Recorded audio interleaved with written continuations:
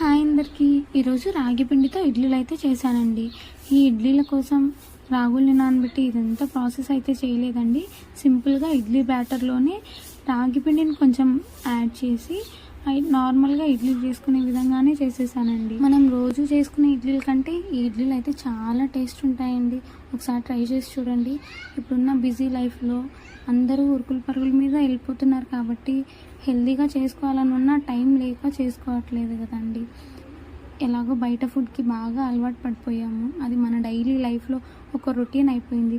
కనీసం మనం ఇంట్లో చేసుకునే ఫుడ్ అయినా కొంచెం హెల్తీగా చేసుకుని మన ఆరోగ్యాన్ని మనమే కాపాడుకుందామండి. ఇప్పుడున్న సిచ్యువేషన్లో వీధికి ఒక హాస్పిటల్ తయారైంది కదా అండి. అందుకోసం మన ఆరోగ్యాన్ని మనమే కాపాడుకుందాం. ఈ రాగి పిండిలో high proteins, fibre, nutrients weight లాస్కి కూడా చాలా ఉపయోగపడుతుందండి.